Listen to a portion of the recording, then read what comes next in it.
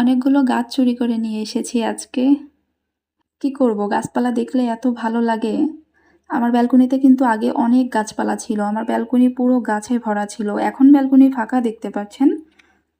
কিন্তু একটা সময় ছিল যখন অনেক মরিচ গাছ ছিল, তারপর ছিল পুঁইশাক গাছ ছিল, গাঁদা ফুল গাছ ছিল, তারপর ধনেপাতা গাছ ছিল, ক্যাপসিকাম গাছ ছিল, মিষ্টি কুমড়া গাছ ছিল। তো মোটামুটি আমার ব্যালকনি ছোট, তারপরও যতটা সম্ভব আমি অনেকগুলো গাছই এখানে করেছিলাম। আর ফলনগুলোও কিন্তু খুবই সুন্দর হয়েছিল। মরিচ গাছ ছিল প্রায় 6 থেকে 7টা। তো এত পরিমাণে ফলন হয়েছিল মরিচ গাছে, একটা গাছে অনেক পরিমাণে মরিচ ধরেছিল। তো নতুন করে আবার বিভিন্ন ধরনের গাছ লাগানোর প্ল্যান আছে। তো মাঝে মাঝে ভাবি ব্যালকনিটা তো আরেকটু বড় হতে পারতো, তাহলে খুব সুন্দর করে ব্যালকনি বাগান করতে পারতাম। তো ছোট ব্যালকনি, এখানে কাপড়-চোপড় নাড়া লাগে, প্লাস কোনো কিছু বিভিন্ন প্রয়োজনীয় জিনিস আছে যেগুলো একটু নাড়া লাগে, রৌদ্রে দেওয়া লাগে। তো ব্যালকনির জায়গাটা সব মিলিয়ে অনেকটা ছোট, তারপরেও যতটা সম্ভব গাছ লাগানোর চেষ্টা করি।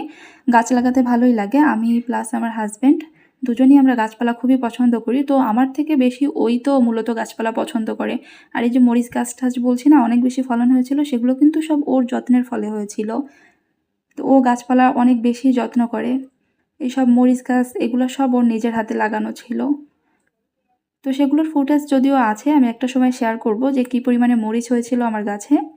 সেদিন নার্সারিতে গিয়েছিলাম একটা গাছ কেনার জন্য। সেদিন তো দেখিয়েছিলাম এই যে ছোট এই গাছটা আমি কিনেছিলাম। এখন এই গাছটাকে এখান থেকে উঠিয়ে আমি নতুন করে ছোট্ট একটা টবে মাটির ভেতর লাগিয়ে দিচ্ছি। ওই যে বলছি না গাছ চুরি করে এনেছি, ওই যে কাচের জারের ভেতর যে গাছগুলো দেখতে পাচ্ছেন ওইগুলো মূলত এনেছি। তো সেদিন নার্সারি থেকে গাছটা নিয়ে ফেরার পথে বাজারে গিয়েছিলাম।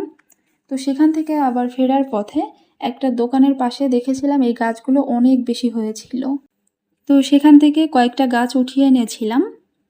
আমার যদিও কেমন যেন লাগছিল এরকম বাজারের ভেতর থেকে এভাবে করে গাছ উঠিয়ে আনতে। লোকজন অবশ্য তাকিয়েছিল।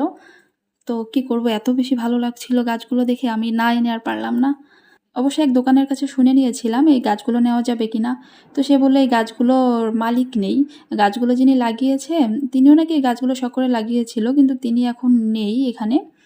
তো আগাছার মতো করে গাছগুলো অনেক বেশি হয়েছিল, ছড়িয়ে ছিটিয়ে অনেকটা জায়গা জুড়ে অনেক গাছ ছিল। আর এই যে গোলাপি কালারের যে গাছটা দেখতে পাচ্ছেন, এটা আমি জানি না কী গাছ।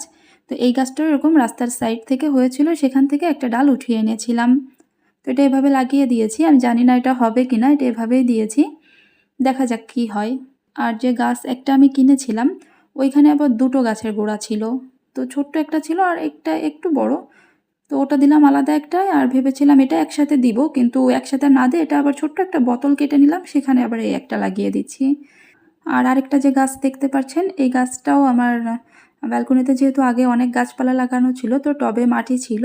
এই মাটির ভেতর উপরতলা থেকে সম্ভবত বা পাখিতে এনে কোনো একটা বীজ ফেলেছে, তো ওই বালতির ভেতর এই গাছটা একাই হয়েছে। তারপরে এই গাছটা আমি উঠিয়ে এরকম মাটিতে লাগিয়ে দিয়েছি। এই গাছ আরও 2-3টা হয়েছে, সেই 2-3টাও আমি লাগিয়ে রেখেছি। সেগুলো অবশ্য অনেক ছোট ছোট। এই গাছটাই শুধু একটু বড় হয়েছে। রাস্তার সাইড থেকে আজকে অনেকগুলো গাছ উঠিয়ে এনেছি। তো এই জন্যই বলছি গাছ চুরি করে এনেছি আজ।